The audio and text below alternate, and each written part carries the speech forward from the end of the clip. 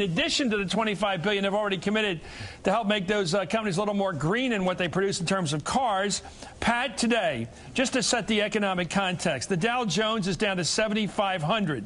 The jobless rate in terms of unemployment claims is at the highest in 25 years this week. The S&P's lower than it's been in over a decade. It's bad news time. John Dingell, by the way, who's been representing the auto industry in the U.S. Congress for about 100 years, was defeated for chairman of his committee. Lots of bad things are happening, not just to the auto industry. Should they get the money? I think they should, Chris, for this reason. I'm not against any kind of plan and tell them to come back with something. You cannot give up an auto industry in a world where they're going to be buying and selling some 100 million cars a year in Europe, the United States, Asia, China, India. That makes, if you get rid of that, I think it's really the end of major manufacturing in America. And you cannot be a great power without a manufacturing base. The Japanese, the Koreans, the Chinese know that. That's why they practice predatory trade, taking down American industries one after another. Well, we've got this free trade concept nobody really believes in but us. Mr. Gattuso, what do you think? Well, look, no one's giving up on GM, Ford, and Chrysler. Restructuring is what's needed to save these companies. Without restructuring, they have no chance. They've been chronically ill for decades. One bailout, one of the bailout may give them 6 months, may give them a year, but they're still going to be sick. They need to restructure. And another thing, look, there's no room for economic nationalism in the auto industry anymore. It's a global industry. I own a Toyota. I've had it since 2001. It was made in Tennessee. It's the best American car I've ever bought. Detroit, GM has 55,000 workers in Europe. One of the biggest auto companies in the world is the Renault-Nissan Alliance, which is headed up by a man who's half Brazilian, half Lebanese. The national labels here mean nothing anymore. This is a global industry that's good for consumers, and it should be kept that way. So there's no value, sir, in having an American company that owns an American car company. There's nothing valuable in that. It doesn't matter, you're saying. Doesn't matter at all. There's a lot of Americans hired by foreign companies in Tennessee and in Alabama across the Midwest. Look, if merely owning the car company ensured the success economically of a nation, Japan would be the healthiest economic country in the world right now, and they're not. It's America that's benefiting. All right, Mr. Gattuso, if you believe economic nationalism is dead, how come the Koreans exported 750,000 cars to the United States last year and we exported 5,000 to them? How big a penetration do we have of Japan's market? In the 50s, we alone made cars, and yet somehow they built up a national industry and are destroying ours. How did they get control of 100% of the television sets in the United States of America? You think the Chinese are going to let American cars in there? They're already making more cars in Germany, and when they arrive, they're going to be taking down every single American industry or every single American country. Question is, Mr. Gattuso, do you care if that happens? I do care. I do care. I think Americans should have the choice of as many cars as possible, as many manufacturers as possible. And I think if GM, Chrysler, Ford reorganize themselves, restructure themselves, they can be more competitive. That's the reason that they're not doing well in the American market. Americans are choosing other companies to buy their cars from because those choices are better. We need to restructure these companies so that they can improve, so that the Detroit-based companies can improve, not put it off with another subsidy. But what foreigners believe in, Chris, is what we believe in is let's do what's best for the consumer now. They believe in doing what's best for the nation long term. They've looked at how America grew up in protectionist, protecting our market against British imports, assaulting the British Empire, taking them over. Bismarck did the same thing, and they're doing to us what we did to the British Empire. And for the life of me, I can't understand why Republicans who practice protectionism, it was in every platform from 1884 to 1948. Okay, let's talk about subsidies. Let's talk about this question.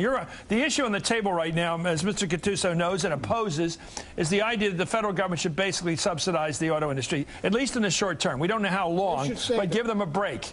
I think they and why is that important to you? Because I believe it is vitally important that we have an auto industry and 3 major manufacturers of automobiles, because that's going to be the future. Chris, all over the world, people are coming into the middle class. The one thing they're going to want is cars. Are we going to carve ourselves out of that because some foolish executives flew here in jets? Okay, is it better for America that people buy Fords than buy Camaros? Yes. Why? It's better because a Ford carries in its price tag Social Security taxes, federal taxes, income taxes, local property taxes, and that Hyundai coming in here carries none of that. Doesn't the auto that's made isn't the Toyota that's made in America? I'm arguing this. I'm not sure the bottom line. Don't they pay full taxation? Okay, here's what you do with the Toyota. Don't they pay everything you say? Yes, they do. Here's what you do. The parts coming in don't, Chris. They're taking a lot of these companies. They bring parts in from abroad. They assemble them here. You know why they put the plants here? Because Reagan cracked down on them and wouldn't let them come in. So they said, we better get a plant in there.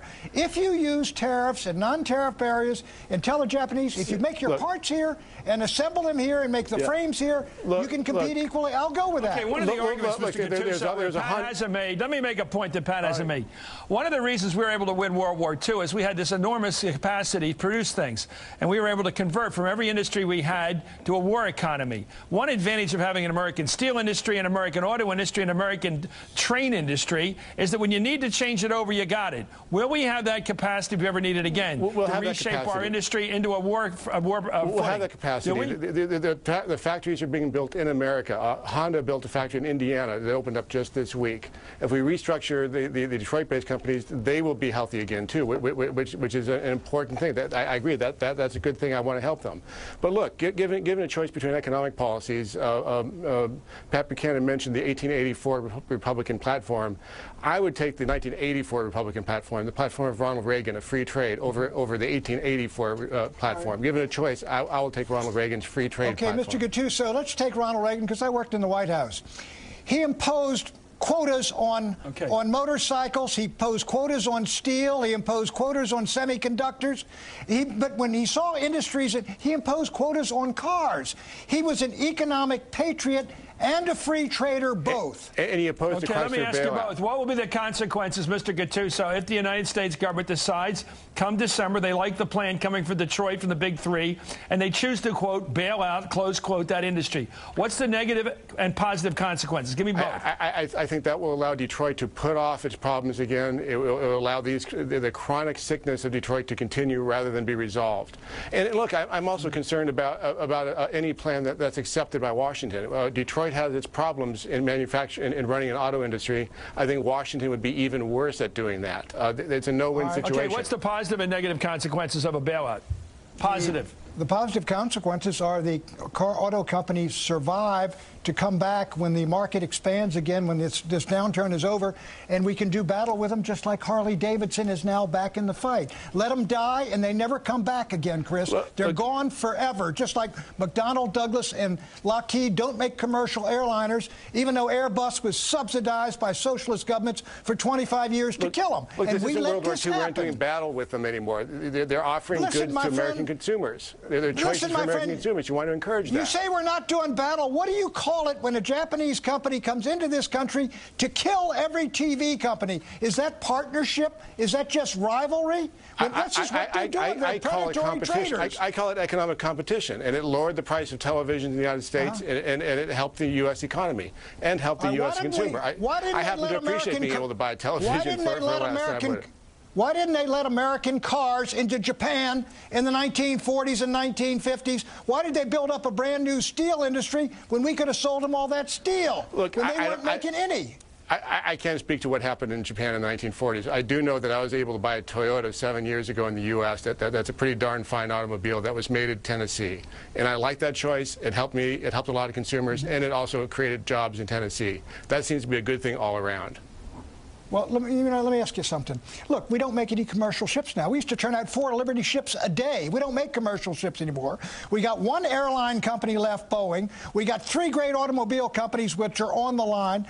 The Chinese make computers. Their #1 sale to us is in computers. Chris, all the things we made when you and I were growing up, shoes, furniture, toys, bicycles, motorbikes, cars, all these things are going abroad. Is it good for America when we lose manufacturing? We got more guys working in government now than in manufacturing. My concern, James, is that we don't have jobs, heavy lifting jobs for men and women coming out of high school. Not everybody's going to work on a keyboard. Not everybody wants to work on a keyboard.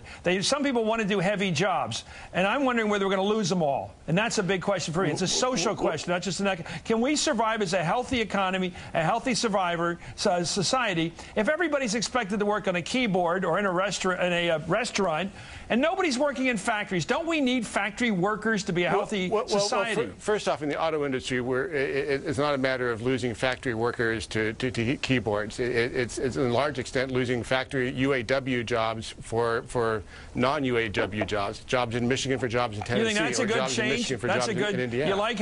You like having non-union labor? Is that a healthy thing? I think that there's no reason that a UAW worker should get total compensation of $70 an hour when the average American only makes about $25 an hour in total compensation. Yeah. And there's no reason that the average American should have to pay for that. And they negotiate for, sir, you negotiate for your salary at the Heritage Foundation or wherever. They negotiate for their salaries, and they're getting $70.